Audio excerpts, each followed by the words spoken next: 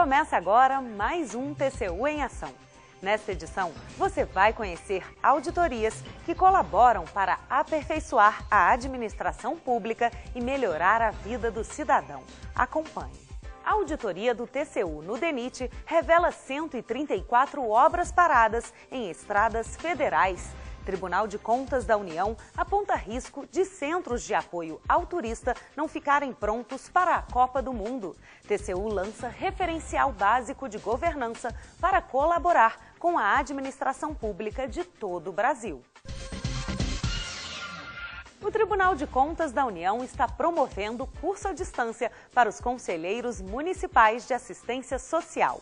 Entre os temas propostos estão o funcionamento da assistência social no Brasil, os modelos de controle e o acompanhamento do programa Bolsa Família. Além dos conselheiros, qualquer cidadão interessado pode participar.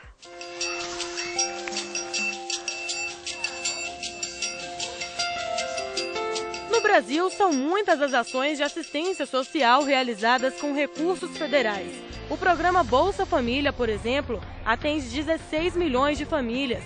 O objetivo é transferir renda diretamente a quem está em situação de extrema pobreza.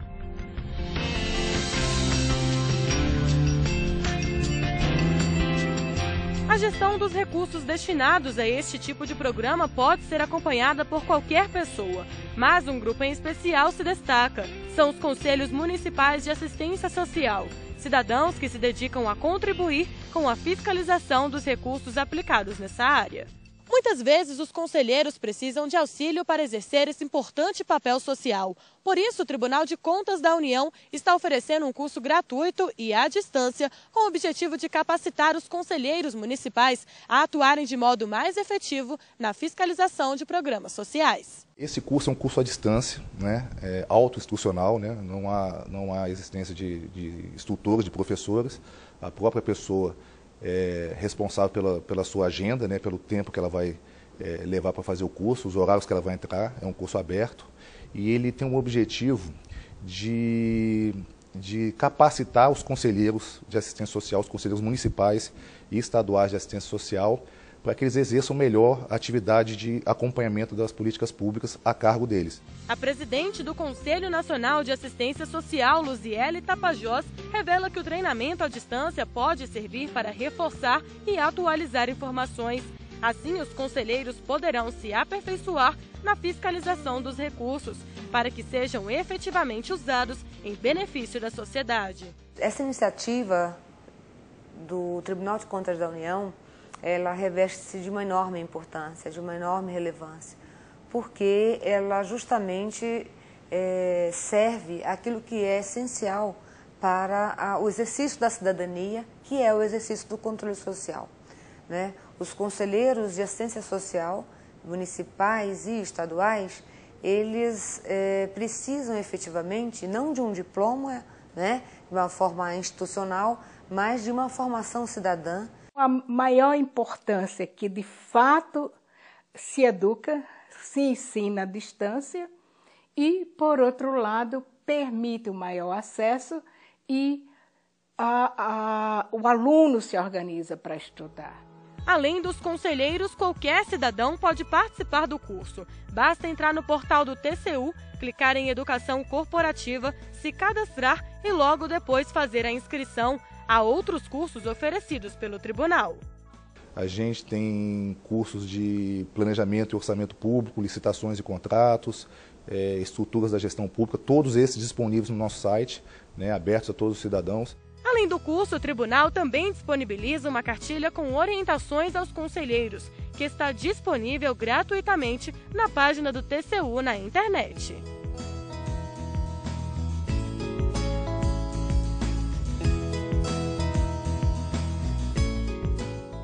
O Tribunal de Contas da União publicou o documento que reúne boas práticas em governança pública.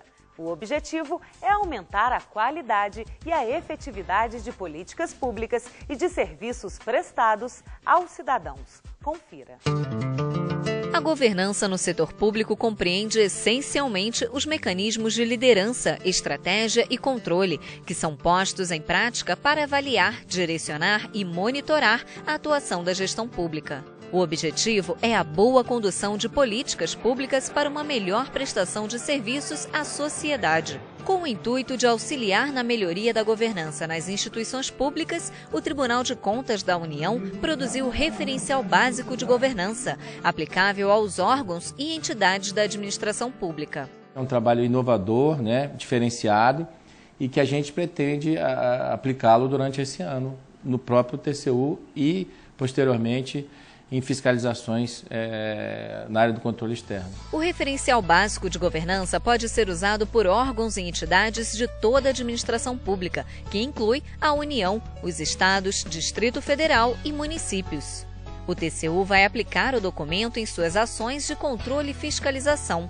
Dividido em 3 capítulos, o referencial conta com a síntese dos conceitos de governança, com os princípios e diretrizes para a boa governança no setor público e os principais mecanismos de governança. A nossa ideia é disponibilizá-lo como ferramenta nas auditorias, nas atividades de controle. O que a gente imagina é que, naturalmente, esse retorno sobre uma melhor perspectiva sobre a governança vai acontecer na medida em que as nossas unidades utilizem o aspecto da governança em suas fiscalizações. Então, a gente espera que essa seja uma resposta natural da administração pública. O documento servirá como referencial para as ações do TCU relacionadas à governança no setor público. Além disso, o material serve como guia para os órgãos interessados em melhorar sua governança. Nas instituições públicas, as principais ações se concentram no fornecimento de bens e serviços ao cidadão. Dessa forma, uma boa governança pode ter impacto positivo na qualidade dessas ações, como conta o professor especialista em administração pública da UNB, José Matias. A base da boa governança está ligada à questão da eficiência. E isso tanto vale para o setor público como para o setor privado. A questão a partir da eficiência você tem que fazer, criar as condições para tornar as ações, no caso do setor público, cada vez mais transparente e criar efetivamente, ter em mente essa preocupação de ofertar serviços públicos de boa qualidade. Uma boa governança também contribui para a diminuição do desperdício dos recursos públicos do país. É importante que as pessoas entendam que no Brasil nós temos 2 coisas que andam de mãos dadas. É a questão dos desperdícios e da corrupção. Então, quando você desenvolve uma boa governança, que essa governança digamos assim, tem aqueles pré-requisitos necessários, e nós estamos falando da questão da competência do gestor público, da ética desse gestor público e, principalmente, do compromisso que esse gestor público tem com os interesses maiores da sociedade, no sentido de ofertar serviços públicos de qualidade. Para alcançar uma boa governança, os órgãos e entidades da administração pública devem buscar resultados efetivos para os cidadãos que usam os diversos serviços públicos. A boa governança envolve dar mais transparência, favorecendo o controle exercido pelo cidadão, o chamado controle social. Os líderes de cada instituição pública devem agir com responsabilidade e eficiência. Também são importantes as estratégias para gerenciar riscos e de prestar contas aos cidadãos.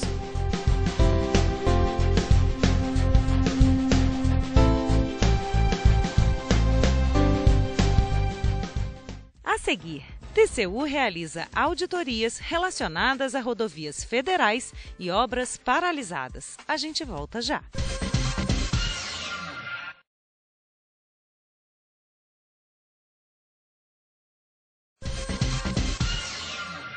TCU realizou auditoria no DENIT para avaliar governança relativa à manutenção das estradas federais. O tribunal recomendou a elaboração de normativo interno que defina atribuições, competências e responsabilidades no acompanhamento de contratos de obras. Confira.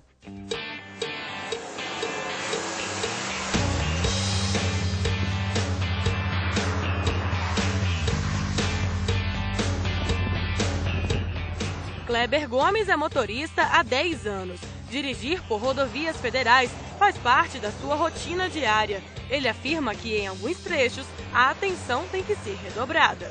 As BR estão péssimas mesmo, muito ruim, estado precário. E sinalização também muito péssima, muito de nível. A gente dirige aí, mas com bastante atenção, porque senão estoura pneu, entendeu? É complicado, né? Kleber não é o único que tem reclamações a fazer. Alguns motoristas admitem estarem insatisfeitos com a falta de manutenção na malha rodoviária. A gente passa muita dificuldade passando nessas BR que falta manutenção.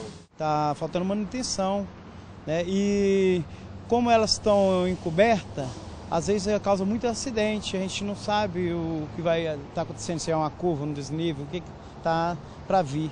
Então isso aí está causando muito acidente, né? A gente fica até a noite inseguro de viajar à noite. Esse mato alto, o desnivelamento, buracos, assim, de repente, para um buraco, você não tem nem para onde correr, porque também está faltando o acostamento. Né? Essa falta de acostamento é onde causa muitos acidentes. Eu já passei por vários devido a isso aí. O Tribunal de Contas da União realizou auditoria operacional no Departamento Nacional de Infraestrutura de Transporte, o DENIT, para avaliar a governança na manutenção das estradas federais. A auditoria concluiu que há deficiências de planejamento estratégico, carência de procedimentos e regras internas, insuficiência de elementos de gestão de risco e de controles internos. Pela análise das atas do Conselho, se verifica que ele está cuidando mais de questões administrativas e questões pontuais, e não de questões estratégicas, de planejamento e de resultados da autarquia. Além disso, a questão da auditoria interna, que, no entender do tribunal, merece um aprimoramento, no sentido de que tenha um plano, no sentido de que ela possa ter uma atuação mais significativa dentro da autarquia. Quer dizer, com a atuação da auditoria interna e do Conselho de Administração, certamente haverá um ganho em termos de mecanismo de governança para o DENIT. Com o objetivo de contribuir para o aperfeiçoamento da estrutura de governança do DENIT na manutenção de rodovias federais, o TCU fez algumas recomendações, entre elas que o departamento elabore e aprove formalmente normativo interno que defina atribuições, competências e responsabilidades dos agentes que atuam no acompanhamento de contratos de obras. Nas atas das reuniões dos conselhos, que são tratados assuntos administrativos, assuntos pontuais, enfim, que não estão ligados a essa questão estratégica. Então, acho muito importante uma recomendação para que o Conselho atuasse nesses níveis que são exigidos nas boas práticas de governança. O deputado Rodrigo Maia, presidente da Comissão de Viação e Transportes, revela a importância da auditoria. A auditoria realizada pelo TCU ela é fundamental. Acho que o TCU tem um papel que é básico para a boa qualidade dos serviços públicos. O referencial básico de governança que o tribunal recém editou e foi muito elogiado, e nós procuramos, ainda que preliminarmente, utilizar no trabalho. Então foi muito importante.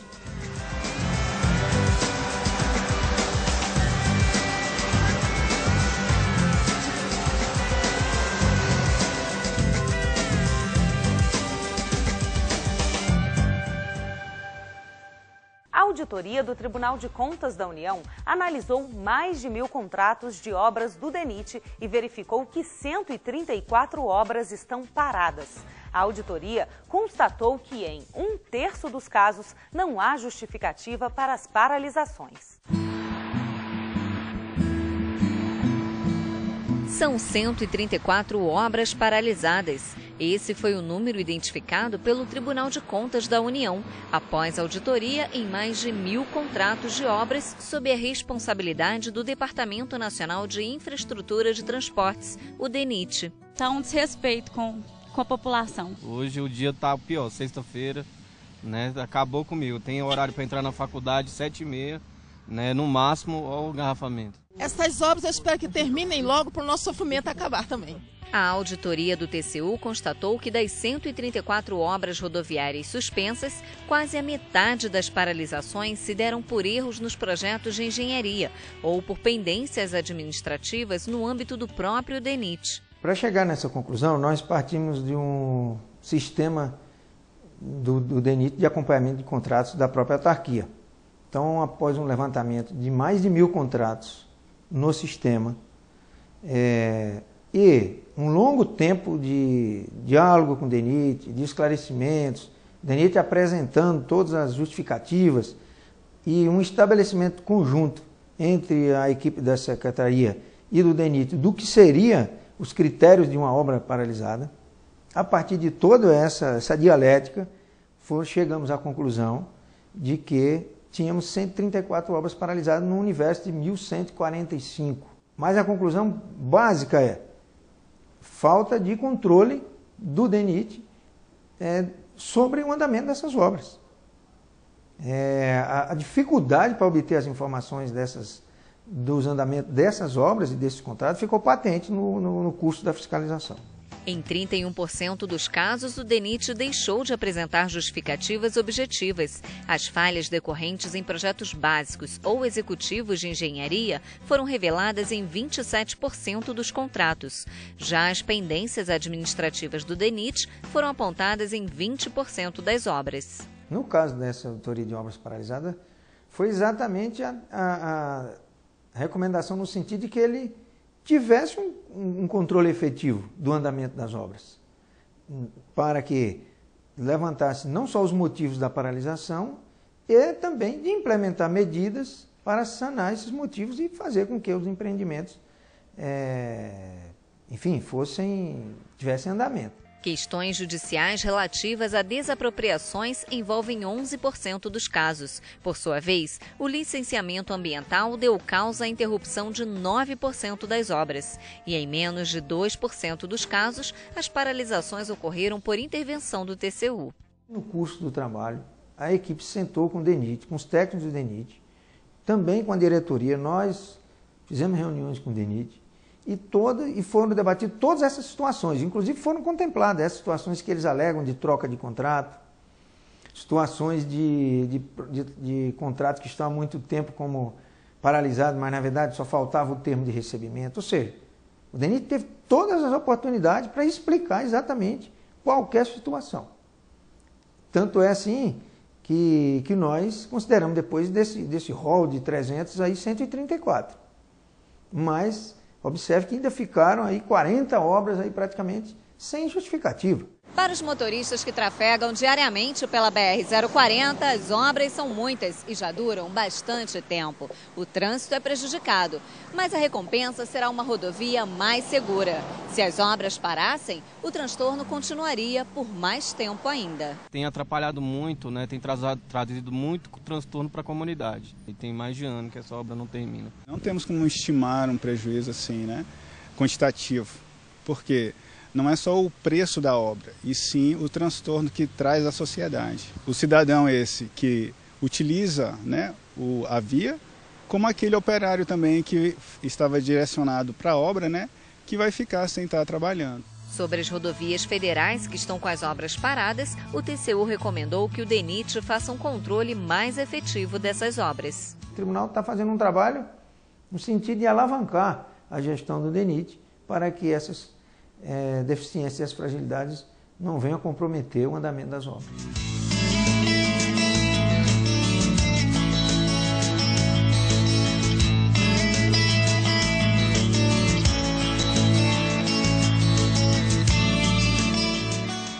No próximo bloco, centros de atendimento ao turista correm risco de não ficarem prontos para a Copa. A gente volta em instantes.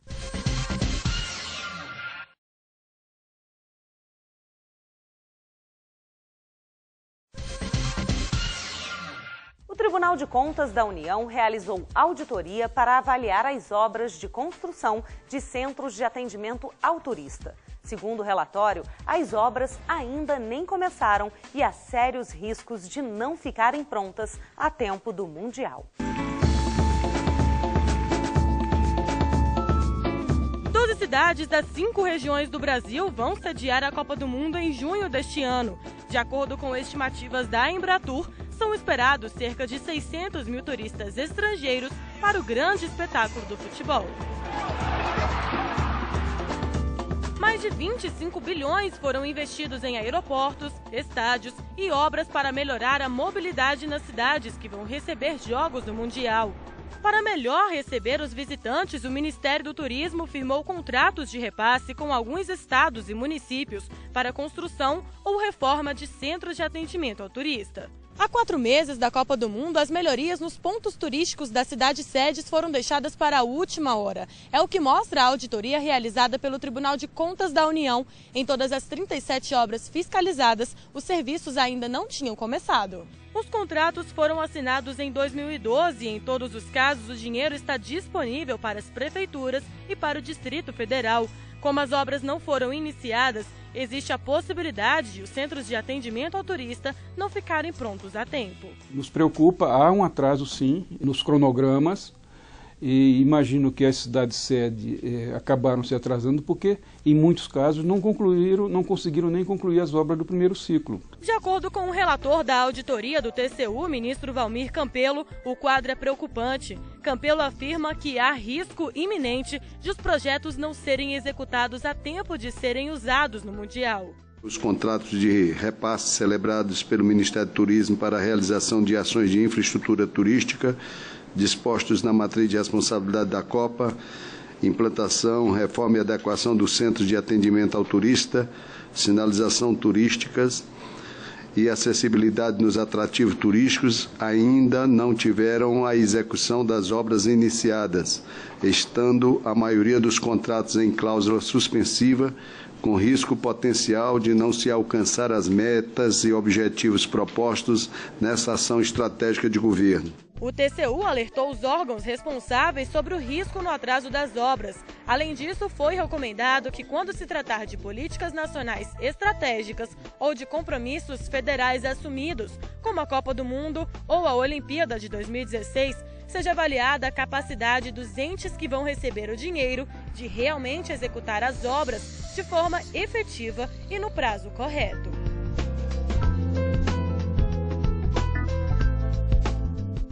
Chegamos ao final de mais um programa. Participe das próximas edições do TCU em Ação, enviando sugestões de reportagens para o e-mail tv@tcu.gov.br. A sua opinião é muito importante.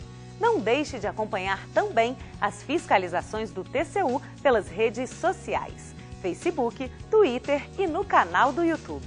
A gente volta a se encontrar no próximo programa. Até lá!